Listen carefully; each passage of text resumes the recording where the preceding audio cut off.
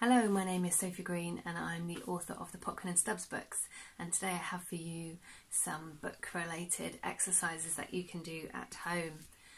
These are the Potkin and Stubbs books: Potkin and Stubbs 1, The Haunting of Peligan City, and Ghost Catcher, which is the final one in the series. Now on my website, which is www.sophiegreen.writes.com, I have exercises like the ones we're going to look at today, and also creative writing prompts and book group discussion questions and things like that. So there's plenty on there, but most importantly for this video there is me reading chapter 1 of Potkin and Stubbs, which we're going to be talking about in a few minutes. So if you haven't read the book, or you need to reread the book or watch the video, then do that first. Okay, so exercise 1 is looking at front covers. Now, the cover here for Potkin and Stubbs book 1 was designed by Nick Stern and illustrated by Karl Mountford. And what I'd like you to look at is what the cover tells you about the story you're going to get inside. So I want you to look specifically at things like the colours that have been used, the tones of the colours. Maybe look at the expressions on the characters' faces and the way that the font they've used, the typeface they've used for the title appears.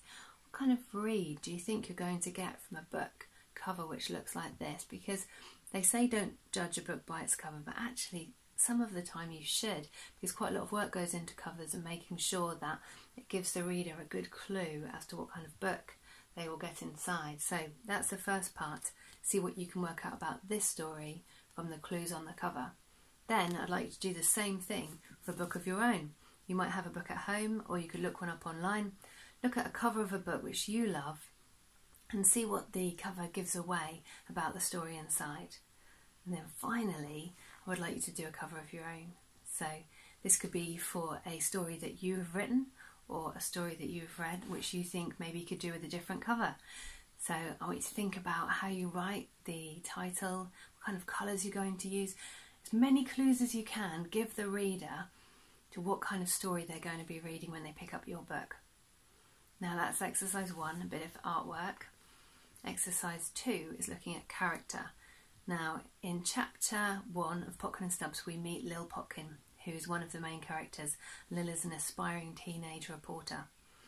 What I'd like you to do is have a look at chapter 1 and work your way through it and write down everything you find out about Lil Potkin from that chapter.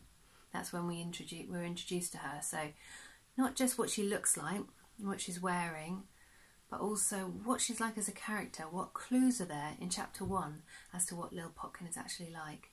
And then I would like you to do the same thing for one of your characters.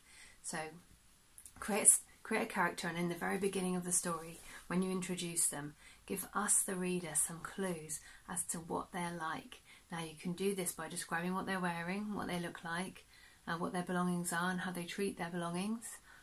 That's quite good, but also I want you to think about what they say and do, which gives away quite a lot about a character. Try and avoid saying what they're thinking. Try and tell us as much as possible by their actions and what they say and how they say it, which is really important. And the other thing to think of is something should happen in chapter 1 when we meet this character, and we need to think, how are they going to react to that? What will that tell us about them? How they interact with other characters and how they react to something happening. It tells us a lot about a character. So that's your exercise 2. Now finally we're going to look at world building and our sense of place in story. So in chapter 1 of Potkin and Stubbs we're introduced to Peligan City, which is where I set the story. Peligan City is kind of corrupt and rain-soaked metropolis. It's very grimy and a very kind of dark place. Now I described that in chapter 1 using lots of details about the place.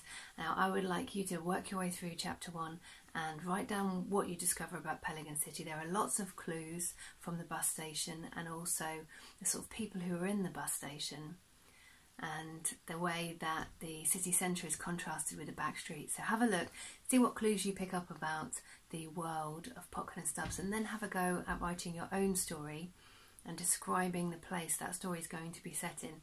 And the important thing with describing a place is not just to describe what the place looks like. It's great to give details and clues away about what a place looks like, and those fine details can really help build a story.